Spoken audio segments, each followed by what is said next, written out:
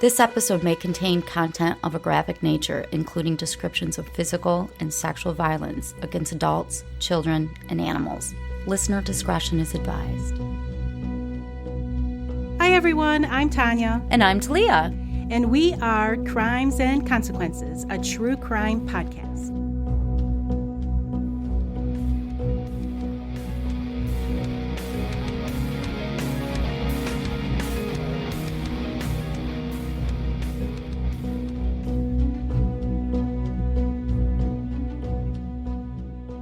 Hi Talia. Hey Tanya. How are you? I'm great. How are you? I'm doing pretty good. Sweet. I would like to welcome everyone back to another exciting episode of Crimes and Consequences. Yay. Yay. Woo. Today I have an interesting story from Australia. Oh my God, I love our Aussie cases. Me too. And I would just like to give a little shout out to Kelly. She's from Australia. I had a conversation with her on Patreon, and she was giving me some fun little swear words to say, insults. Oh God, I love that are that. ossified. All right. All right. So I'm going to try and incorporate a couple of them. All right. And then I will follow your lead Okay. and use them myself. Sounds good. Before I start, I would just like to remind everyone to hit the subscribe or follow button. And I'm going to get into the story. Peter and Thyra, I think it's Thyra. Hope so. She went by Sally. So I'm going to call her Sally in this episode. Peter and Sally Bowman were a married couple who had 2 daughters, and this takes place in 1957. Peter and Sally lived in Adelaide, South Australia, and they decided to move near Alice Springs, which is in Northern Territory, the state of Northern Territory, Australia, which is about 1,000 miles or 1,500 kilometers from Adelaide. Oh, that's a big move. It's a huge move. Their decision to move was based on the fact that Pete's brother Brian purchased a property called Coniston Station, which was about 4 hours west of Alice Springs. The new property was huge. It was about 2,000 square kilometers, and it bordered the Tanami Desert. Brian already owned property in the Northern Territory called Mount Helen Station, which was a cattle ranch. And he needed someone to look after Mount Helen while he developed Coniston Station. So he asked his brother to come and manage it. And the two planned to form like a partnership regarding the properties. Sally was a homemaker at the time, and she's around 43. Pete's probably the same age, and their 2 daughters were 16-year-old Marion, who had suffered from encephalitis when she was 6. Oh. And that is a rare condition where your brain swells due to like an infection, usually a virus. And that left her with severe neurological disabilities. And their other daughter was 14-year-old Wendy, who was a great athlete and a very religious girl. Wendy was close to Pete, and they had 2 family dogs that she absolutely adored. One was a brown corgi mix, and they also had a black and white blue heeler dog. What were their names? I don't know. I wish I knew, though. Pete moved his family to Mount Helen in the winter of 1957 to a prefabricated home that Brian had built in 1955. The family had no immediate neighbors. Their closest neighbor was several kilometers away. And just to stress the roughness of the landscape, I mean, they're out in the Outback, like truly. Where they were living, the only main road that connected them to civilization was a dirt road. So, I mean, it's wilderness. I live off a dirt road. Wow. And you kind of live in the middle of nowhere. Yeah, bumfuck. Initially, the family was struggling in this desert landscape. There was a drought that had started the year prior, and there were no signs that it was going to be ending soon. But they got a welcome break from the monotony of ranch living when Pete's friend Tom Whelen came to visit for 3 weeks. Pete and Tom had worked together in Adelaide, where Pete was the chief recording engineer for Radio 5A, which currently is a commercial radio station in Adelaide. It's Mix 102.3. I looked it up. Oh. And they play adult contemporary music. Sounds good. Pete trained Tom to take over his job prior to moving to Mount Helen, and in the process, the two had become close friends despite their age difference. Like I said, Pete was in his 40s and Tom was only 22. Tom planned to visit for 3 weeks and return to Adelaide with the Bowmans when the family departed for their Christmas holiday vacation, which was to begin on December 4th. And the family was going to head to Adelaide too. So Wednesday, December 4th, 1957 was a really exciting day for the family. They were planning on driving to Adelaide, and the girls were excited because they were going to spend time with friends, and Sally was excited for the same reason. And Sally was also excited to go shopping because in Mount Helen, like, I guess if you went to the grocery store or something, it took like all day because it's so far away. Because it's in bumfuck Egypt. Right, exactly. Pete was excited just to get away from the daily toil of life on the ranch. Tom had flown to Alice Springs for his visit, so the family, along with Tom, agreed that Tom was going to accompany daughter Marion on an airplane back to Adelaide, instead of having to have her suffer through like a 3-day long car ride that, they have to drive this 1,000 miles. Sounds like hell. I know, right?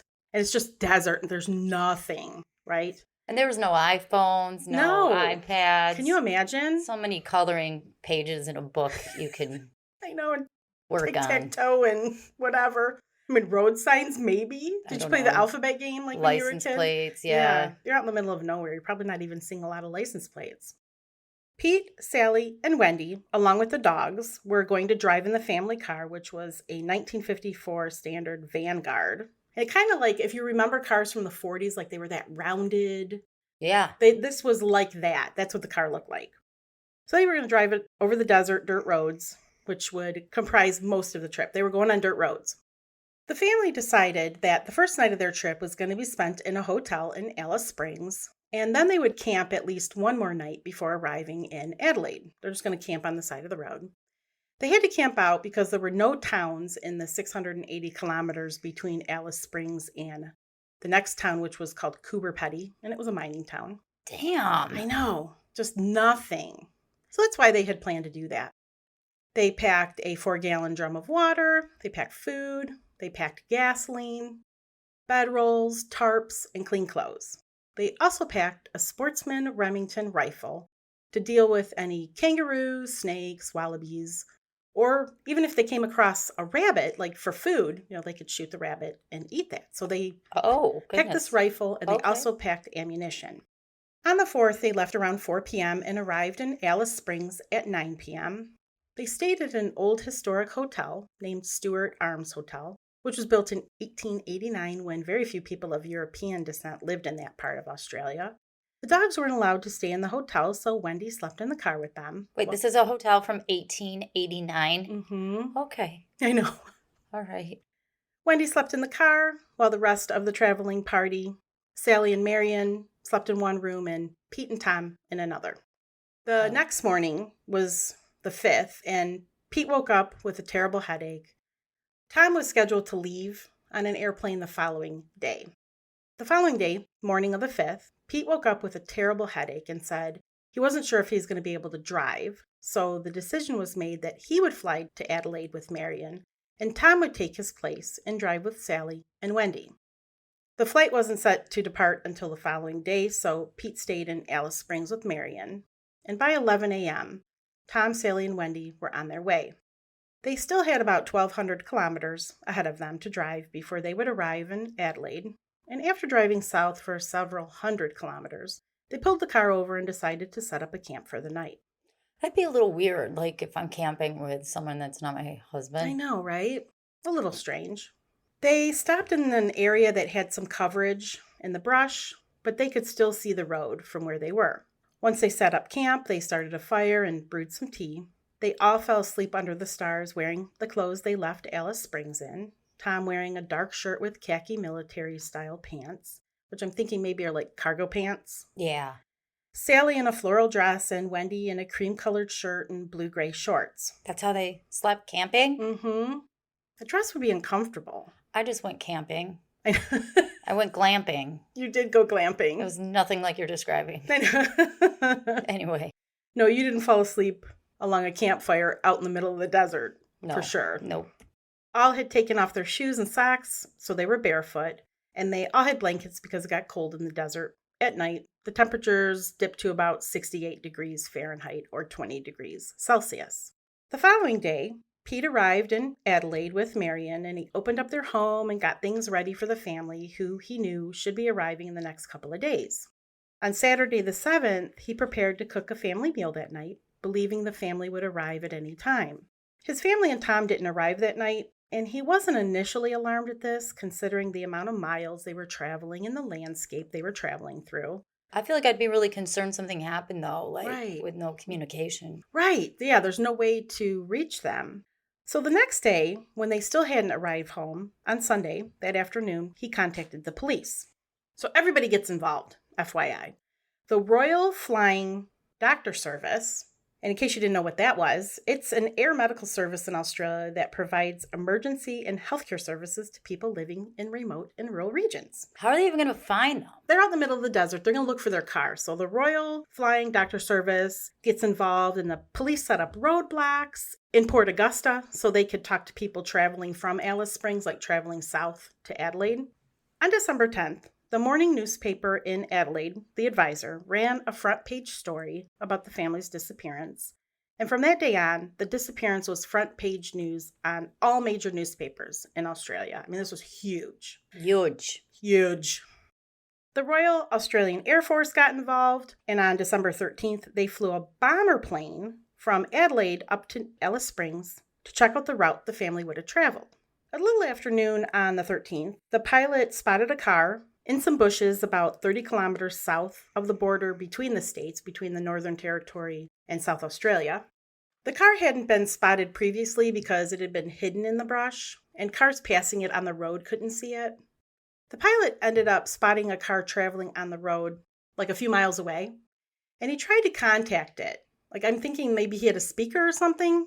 And he was contacting this driver of the car, and finally the driver stopped. Can you imagine you're driving a car and there's like some bomber plane over you trying to communicate? I know. These people pull over, and the pilot drops a message to him that said, quote, "A car similar to that reported missing is stopped 4 miles south of Sundown Station and 50 yards to the right of the main road.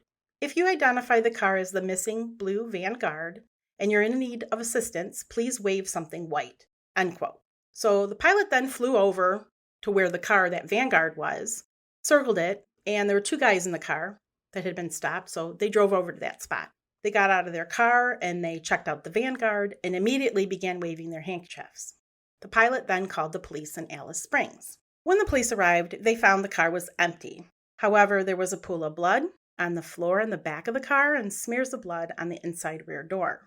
They also noticed an area around the driver's seat looked as if it had been washed up in a hurry. Nearby was an empty 4-gallon drum. Trackers started looking around for more clues. I wonder why someone would bother to wash a little bit of that car. I know, right? That seems weird.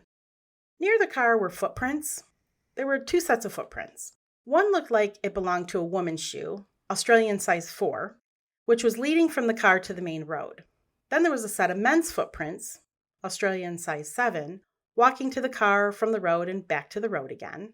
Then the same men's footprints, there was another set that was leading from the front of the car to the brush and scrub area to the south. An officer followed the tracks that led into the brush, and about 600 meters into the scrub, he found a mound covered by a green tarp under a tree. That's no good. I know. He didn't check anything out at that moment. He ran back to get one of his superior officers. Hell yeah. I know, I'd be like, I'm not checking this out by myself. And together they headed back to the tarp. Under the tarp, I'm sure you know what they found. It was the decomposing bodies of Tom, Sally, and Wendy. Also under the tarp were blood-stained blankets, which further covered the bodies. All had the clothes on that they had fallen asleep in. Sally was face up in her floral dress, still wearing a silver watch and 2 rings on her left hand. Tom was on his stomach and Wendy was on her back. Again, still none of them were wearing shoes or socks, but Tom's shoes were placed on either side of his body. Under Tom and Wendy was the rifle they had brought with them, and the barrel was broken from the stock. There was also some pieces of a burlap bag tied with wire. Police are looking around and they find the spot where Sally, Tom, and Wendy had camped. And there were patches of blood on the ground surrounding the campfire, which appeared to already be rifled through by some wandering cattle because there's just some random cattle out in the brush. There were drag marks, however, that were still visible. And when they were followed, the police found an area where the ground had recently been disturbed. There, the cops found the bodies of Wendy's dogs. Oh, yeah, the dogs. The dogs, and they had been killed and buried there. Were they shot? Yes. Why you gotta go shoot the dogs? I know. Pete was notified in Adelaide that his family's been killed. Oh, man. And his brother Brian was also notified. Brian decided that he was going to travel to Sundown Station to identify the bodies. And he identified at the actual crime scene. Oh. I don't know, man. I know, under the tarp. I don't know. Oh, jeez. I know. I'm like, I don't even know how many seriously? Xanax I would need for Oh that. my God. And he did get there and he said, yep, that's them. That's my sister-in-law, Sally, and my niece, Wendy, and Tom Whelen. Tom had been killed by 3 shots. The first entered the back of his head, low on the left side of his skull, and exited through one of his eye sockets. The second bullet entered him from the back, and it had lodged itself in one of his kidneys. The third had hit him in the shoulder blade from behind as well. Sounds like he was maybe running or something. Like, you'll tell me. I'll tell you. He had fracture wounds on his forehead across the front of his face. The medical examiner believed that Tom was hit in the head with the butt of the rifle that the family had with them, while he was on the ground, and then he was shot while he was on the ground from behind. During Sally's autopsy, the coroner found she had also been shot once in the back of her neck, on the left, and the bullet passed through the roof of her mouth to her brain. She had several fracture wounds to the right side of her head, believed to also have been caused by the butt of the rifle. When the autopsy was performed on Wendy, the medical examiner found she had been hit twice on the left side of her head with the butt of the rifle, and she had also been shot. All 3 had been alive when they were hit in the head, as the coroner noted that there was blood present at the fracture points as well as on the ground where they laid. So they were hit with the rifle and then incapacitated somehow. And while they were on the ground, that's when they were shot. While they were on the ground, like where they were found, and then they were covered with the tarp by their murderer. News of the murders spread throughout Australia. People who lived in the Outback were just startled at this news because people who lived there had a certain code that they lived by. They relied on one another. I mean, they're out in the middle of fucking nowhere. So they had strong bonds with other people who lived there. Community was really important. News stories initially reported that robbery was the motive for the killings. However, that was soon dispelled because Sally still had jewelry on, and they eventually were found with the money that they had on their bodies. Police ended up hearing from witnesses who stated they saw a black DeSoto vehicle. What's that? It's just a brand of a sedan. Okay. It was towing a camper. So witnesses are like, we saw this DeSoto towing a camper in that area, and the passengers were identified as being a man, a woman, and a young child. I'm skipping a lot, by the way. Eventually, a young detective, Glenn Hallahan, he was about 25, he's going to provide the big break in this case. He found the black DeSoto in question, and Detective Hallahan is important to our story. What happens next is found in testimony that the detective provided when the owner of the DeSoto, Raymond Bailey, was arrested and put on trial for the murders at Sundown Station. During the trial, Detective Hallahan testified as to what Raymond told him. Before I tell you what that is, we're going to take a break. Initially, Raymond admitted that he had heard of the murders at Sundown Station, and yeah, he was passing through that area on December 5th. He said he even saw Sally, Tom, and Wendy as they were getting ready to have tea at their camp. He was traveling with his wife and son, and he stopped and spoke to Sally and Tom, who invited he and his family to join them for tea. When Raymond and his family left, he said everyone was still alive. Yeah, absolutely. Everyone was. He and his wife and child drove a few miles up the road, and they ended up staying in their camper overnight. The next morning, Raymond noticed that his .22 caliber rifle was missing out of the front of their car. He said he heard shots during the night, and when he noticed his rifle was missing, he decided to walk down to where Tom, Sally, and Wendy were to check to see if they were okay. He found the abandoned campfire. He saw no one in the area. He walked a little further. He found their car, and then he noticed the tarp under the tree. He walked over to the tarp and lifted it up, and he saw it was Tom, Sally, and Wendy dead under the tarp. He then walked to their car and found what he believed was his rifle in the back seat covered in blood. He panicked, thinking he was going to be blamed for their murders, so he washed the car. Detective Hallahan then said that he further questioned Raymond about this sketchy story, and Raymond then decided to fess up. So, at the point where Raymond and his wife and his son settle into their camper for the night, a few miles from where Tom, Wendy, and Sally were, Raymond said he decided to go for a walk, and he brought his rifle with him. Why not? He found them sleeping next to their campfire, And at that point, one of the dogs jumped at him and barked. Startled, he shot at the dog. He didn't kill the dog, though. And then said he blacked out and doesn't know what happened next. Oh, he blacked out. That's However, convenient. he does later provide another story. So he said when he got to the camp, he heard a noise and was startled. He turned around and fired and said, I don't know what I fired at, but I heard some growling. Then he said, and I'm going to quote his confession, quote, "When I fired and a chap jumped up," and I think he's referring to Tom, "and made a noise and fell down again, I thought that I'd killed him, and I just went mad after that. When I did this, I thought I would have to kill the lot to cover up. The young girl and the woman rushed toward me, and that's when I moved over to see if the chap was dead." Wait, they rushed towards him? Mm-hmm. Okay. "They'd been sleeping near him. I loaded my rifle again and aimed it at the older woman who was rushing toward me and fired. She fell down straight away. The young girl rushed at me too." Okay, she's rushing at him after Tom. After he accidentally shoots Tom. And her mom. No, he shoots Sally first. She's rushing at him after he accidentally shoots Tom. Then he says, "The young girl rushed at me too, so I loaded again, aimed it, and shot her. She fell down too. Before I shot the older woman, when the young one and her were rushing at me, I used the butt of my rifle and hit her on the head, knocking her to the ground, and then I shot the older woman. After I shot the older woman, the younger girl is getting up off the ground, so I shot her. When I shot these two women, I was only about 3 yards from them. I shot from the waist. I aimed that way generally. When I shot the chap, that was an accident. I didn't mean to kill him, but when I shot the two women, I meant to kill them, to get them out of the way, because if they lived, they would report me to the police." So this is the wanker that you were going to mention. Yes.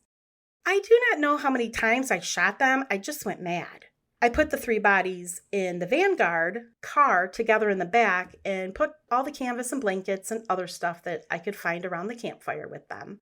Then I drove the Vanguard car into the scrub on the other side of the road and went in a fair way and emptied the back out of all the bodies and the blankets and the canvas." I'm wondering why he didn't just burn the car. Right? Sorry, I don't know why these things come to my head. Well, you're going to find out. "I laid the bodies out and put the canvas and the blankets over them, as well as everything else that was there. I drove the car back onto the road and went back toward the camp where these people were that I shot. But before getting that far down, I turned right and left the car there overnight. I walked back to where my car and caravan was." And his family. Yes, and his family. He said, "I didn't have any blood on me because I covered the bodies with the blankets when I carried them. I had a bath and then I went to bed. My wife was awake and she asked me where I'd been, and I told her I was out being sick. I got up the next morning about 5 a.m., went along the road south to the camp where I killed these 3 people, and I saw the 2 dogs tied up against a tree. One was bigger than the other, but I don't know what they were. I tried to let them off the chain, but I couldn't get near them. One of the dogs bit me on the left wrist. I then shot them. I didn't use a shovel on them. I dragged the dogs on their chain and straps to a place behind the camp. I left them and took the chain and collars off them and also the strap and threw it more west." So based on this confession that Detective Hallahan testified about at Raymond's trial, Raymond Bailey was found guilty of the triple murder and he was sentenced to death. Wait a second. There's a lot more to this story, isn't there? There I can is. tell. Yeah, this isn't the end. Because I'm looking at your notes. And I got several pages more to go. Raymond was hanged June 24th, 1958. That didn't take long. Didn't take long at all. I'm going to mention the only rifle that was ever found at the murder scene was the one belonging to the Bowman family that was found broken under Tom's body. So fast forward to in the 2000s. Okay, so we're going to fast forward like 40 years. Author and investigative journalist Stephen Bishop self-published a book in 2012 called The Most Dangerous Detective. In the book, Stephen claims that Detective Hallahan was a dirty cop up to his elbows in corruption, which was eventually stopped in 1989 in Queensland when they did this inquiry, and it was called the Fitzgerald Inquiry. During that inquiry, Detective Hallahan was found to have given fraudulent evidence to gain a conviction in 1963. And Stephen, the author, believes he did the same thing in 1958 when he made up a false confession by Raymond Bailey. I can't believe that guy was hanged. I know. Based on detectives' statements. Oh, and I'm going to tell you all kinds of shit. Just you wait. Okay. In 2013, a posthumous pardon was filed but rejected without explanation in the courts in Australia. However, in February 2022, so just a few months ago, 6 months ago, a new petition was filed giving 20 reasons why Raymond Bailey should be pardoned. And the petition was supported by former politicians. It was supported by a sister of Raymond Bailey, a family friend of the Bowmans. A lot of people supported this petition. And I'm not going to go through all of the reasons stated in the petition because a lot of it's legalese, obviously. But I will go over the ones that definitely gave me doubt as to whether Raymond Bailey committed these murders and whether Detective Hallahan made up a confession that got an innocent man executed. So one of my big problems is with the confession. Raymond supposedly confessed not only to the police but to his father-in-law, but during his trial, his father-in-law was never called to testify. Raymond never wrote the confession himself. It was typed up by another detective, and it was just given to him to sign. And if you remember, in his confession, he said he shot Sally at the campsite as she rushed toward him, whereas the autopsy showed she was shot from close range in the back of the neck as she laid face down on the ground. Raymond's confession also stated all 3 victims were shot at the campsite, but again, their autopsy and the medical examiner said they were all shot where they were eventually found under the tarp. And some are in the back. Yeah, and all of them were shot in the back. Yeah, right. They all were shot in the back. That's one huge problem. Raymond's attorney really did a shitty job, and I'm going to go more into it, but he never cross-examined the medical examiner to bring to light that of this inconsistency in the confession and what really happened. He never addressed the fact there was just no explanation of how Raymond came into the possession of the victim's sportsman rifle, how he was supposed to have used it. I mean, he doesn't describe anything about the crime. I mean, it's very general. He didn't say, like, what order. He didn't say how he moved the bodies, any of that good stuff. And didn't Raymond say that it was his gun that he thought yes. was used? And the prosecution never offered any direct corroborating evidence of the alleged confession, which is problematic because, false confessions are often taken all the time. There's all false the time, confessions. Right? And having strong corroboration evidence helps to bolster that it's true. So the confession's a huge problem for me.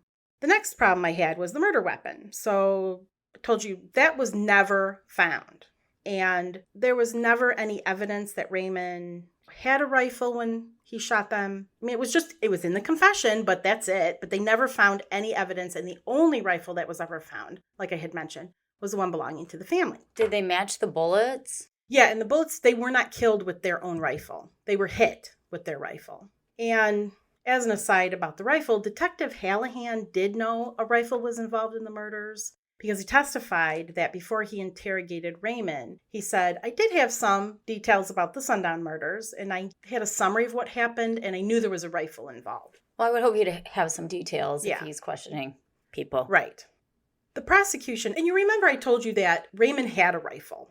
Yeah, remember? yeah, and that he said got insane. stolen, like, in his confession. Only they alleged that Raymond's was a Huntsman rifle, whereas the family had a Remington Sportsman rifle. So they're completely different rifles. And the medical examiner testified that the Bowman's rifle was the one that was used to bludgeon the family. Nothing in Raymond's confession addressed if and how he came into possession of this rifle. Like I said, there's nothing. All of a sudden, he supposedly shoots them and then finds a bloody rifle in their car. My next problem is that Raymond's shoe size didn't match the prints that were at the murder scene. The murderer's, supposedly, footprints at the murder scene was estimated to have been 7. Raymond's shoe size was a 5.5 or 6, depending on the brand of the shoe. So I know you could put different shoes on, but seriously, he's out camping with his family when this happens. During Stephen Bishop's investigation of this, the man who wrote the book, in the petition that was filed, they figure out that Detective Hallahan lied a couple times during his testimony. The petition for the posthumous pardon states that Detective Hallahan testified at trial he didn't know at the time he took Raymond into police station for questioning. He didn't know it was in connection with the Sundown murders. But this has been disputed based on several articles that were published in the newspapers after Raymond was arrested. He claimed he brought Raymond in on a different charge, and it was supposedly like false pretenses or some bullshit like that. The second lie that Detective Hallahan told at trial was regarding whether Raymond's wife was questioned by police the night Raymond was arrested, and that was on January 21st, 1958. He said she wasn't questioned, but Raymond made a statement that said, quote, "I was taken to the end room on the first floor. My wife was in the next room, and I could hear them questioning her from soon after they brought her to the police station until after midnight. I could hear some words which were said, but I couldn't make out the conversation. I heard my wife crying. I was taken away and locked up in a padded cell sometime after midnight. I could hear my wife still being questioned in the next room when they took me away," end quote. And he's been questioned for hours. I'll make a note of that. During Raymond's trial, the next issue that I have was that Raymond's, I told you his defense attorney was pretty shitty. Yeah. There was never any reference during Raymond's trial where his defense attorney said he didn't make the confession. He just assumed Raymond made the confession, and those were the statements that he made in court. He said things like, in his confession, like he didn't even question it, right? You would question it. I mean, I'm not a criminal law attorney, but I would, right? Right, absolutely. I would go through it in detail. Yeah, so in the petition it says like his defense attorney didn't believe him because he does tell the court, I didn't do this. But, nobody's giving a shit. And I think... Because he confessed. Because he confessed and because this was big news in Australia. His family was murdered and now we have somebody, and you're going to listen to the detective, right? You're going to believe him. So nobody cared. I wonder what Raymond's intelligence level was, his IQ. I don't know his IQ. I don't think he finished high school or whatever the equivalent is in Australia. The only thing that Raymond's defense attorney said during the trial was that he should have been told he didn't have to answer their questions during the questioning. But he didn't say Raymond didn't make these statements. There is a statement that is made by Raymond where he mentions, and I sort of alluded to it, that he was locked in a padded cell. He was locked in a padded cell like every night he was there. He was woken up about every half an hour. And if he didn't wake up naturally, they woke him up. And so they're using these tactics to wear him down that we know people, when they make these false confessions, are sometimes in that situation. Like they just want it to end. Right. We have cases like that. Yeah. The Fox story. Yes, exactly. Like you just want the police to stop badgering you. And so you're just going to say whatever they want you to say. Wake me up every half hour and, I don't even know. I will be a raging maniac. I don't know. So, Talia, the last major issue that I had that was mentioned in the petition is that there's just a weak-ass motive. The prosecution claimed that the motive was a robbery gone wrong, even though it came out eventually that there was nothing taken from the bodies. However, there was a sentence added to Raymond's confession that said, quote, "When I went back to where I left the bodies on Friday the 6th, I took a wallet out of the hip pocket of the dead man while he was under the canvas." But this isn't a motive to kill them. This is an afterthought done after the murders. So what? He goes to rob them and instead just murders everyone and doesn't take anything? Did they find the wallet? I believe so, yes. And they found Sally's jewelry. She had a purse with money in it. So he never took the wallet? No. And the money was found in Tom's wallet. So what exactly was the motive? You tell me. Yeah, there isn't one, right? This guy just started killing people? Did he have a history of violence? No. Well, he's camping with his family. Yeah, camping with his family. So that one stuck with me too. My major problems were with the confession and with the motive really got me too. What's the motive? Why does somebody do this? Sally and Wendy were not sexually assaulted. So there was so much more covered in Stephen Bishop's book about Detective Hallahan that I don't have time to go into. But he does make a really good case that the detective was dirty. And the corruption went decades into this man's career. We're going to have to dig more into him. Yeah. The book that I have, I didn't read the whole thing because there was just a section on the Sundown murders, but I will one day. Okay. And Detective Hallahan did pass away. He passed away from cancer in like 2016, something like that. I can't remember exactly. So who do they think killed his family? He never mentioned who he thought did it. I don't know. To me, it sounded like it was probably a random murder. Because you said there were women's footsteps. Right. Too. Right. Yeah. So is it robbery? What exactly happened? No one's sure. No one knows for sure. The only issue is that it's believed that Raymond didn't do it. Well, that's not rewarding. I know, I'm sorry. It's a solved case, but not a solved case. So he never got pardoned? No, he never got pardoned. And the petition that was submitted this February, I don't believe a decision has been made. I did try to Google it and see if one had been made, but there isn't a decision. And Stephen Bishop has a website where he talks about, there's just tons of information on his website, and I'm pretty sure he would have posted about it. So the pardon has not come through, and the petition hasn't been denied yet. So it's still kind of in limbo. I wonder what happened, because they were shot in the back. I know. Well, they were hit with the rifles first, and then they were shot in the back. I know. Like, were they knocked out? And wasn't one found on her back? Mm-hmm. Yes. Sally was face up, and I think both Tom and Wendy were face down. So I don't know. And to kill the dogs, and nothing was really taken. It just is bizarre. Out in the middle of nowhere. Like, why? Like I said, they weren't sexually assaulted. They weren't robbed. So what exactly is a motive? Just some random shit? I don't know. I would think Raymond did it, but I know. You're telling me people don't think he did. I know. So who? Someone tell me, for God's sakes. What happened? So who's the true wanker of this story?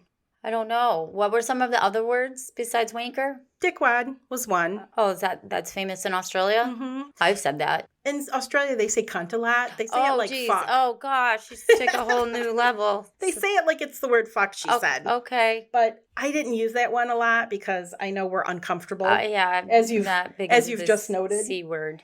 So tell me some other ones. Stupid person is a muppet. A muppet. Also, dickhead, tosser, or ScoMo. ScoMo. Which is a lazy dickhead. And the biggest insult she said to an Australian is being a dog cunt or a darrow. It means you're a trash bag, she said. Oh. Some of the sayings are, you have a face like a smashed pasty or a face like a smashed meat pie. And everyone's a wanker. Oh, well, now I know. You're not a wanker. Oh, cumrag was one. Okay, all right. Mole and slut bucket. Oh, I like that. I know. There's some good ones, right? So thank you, Kelly, for those creative swears. I enjoyed it. Yeah, I like that. Yeah. Anyway. I'm upset about the story, though. I know. I need resolution. I need resolution, too, and I usually hate the unsolved ones, but I hope he gets his posthumous pardon, not that it's going to bring him back. If he did do it. I know. So thanks, everyone, for listening to to this week's episode. And sorry for some of those words, especially if you're in Australia. They're probably like, yeah. Pretty rough. They're probably excited that I said some of them. If you haven't already, please hit the subscribe/follow button. Yeah. Before we go, we have some shout outs. Absolutely. These are our Patreons or patrons, whatever the technical term is, from our patreon.com/TNT Crimes account, where you can go and get over, like we said, 1 billion exclusive episodes that aren't released to the public. And there are also our public episodes that are released early and ad-free. And some of these are our Apple subscribers for our Apple channel. Yes. That gets the same thing, only they don't get the pictures. No, they don't. They don't get the pictures. But I try to post them on our Facebook page. Yes. For members only. For members only. If you are a Patreon and or Apple member and you haven't joined our Facebook group, you need to do that. So contact us if you don't have the access code. And we'll give you the secret code. The secret code. So we would like to thank Fritz, Karen M, Molly P, Squarshy, Rachel L, Katie, Peggy C, Lindsay H, Brandy L, Brittany H, Ebony W, Mel, Alyssa J, Andrea T, Ashley H, Kendra L, Brittany F, Tiffany M, Angela R, Mary P, Eve T, Ricky M, Megan M, Sarah W, Amber R, Valerie F, Audrey C, and then our Apple subscribers, Alyssa D and Ashley T. Give it up for those awesome, amazing human beings. You guys rock my world. You guys are awesome. I consider that the awesome list. Yes. And if we've missed anybody, we apologize. Our email kind of gets screwed up sometimes. Yeah, and I don't know why. It doesn't get forwarded for a while, yeah, and lots of stuff. Makes me upset, so I'm sorry. I'm going to apologize on behalf of Google Mail. Yeah, even though Gmail. On Gmail, even though I have nothing to do with it. And if you would like more information about this episode, see some pictures, go to our website. Crimesandconsequences.com. Thank you, Talia. Gotcha. And social media. That's right. We have it. At Hardcore True Crime. For Facebook and Instagram. So check that out too. Yeah. Anything else? No, I just want to say I love every single one of you that have taken the time to listen to us. There are choices out there. There are choices. And you chose us this week. And we thank you for it. Yes, we do. Until our next episode. Don't kill each other. Please don't. Just don't. Bye. Bye.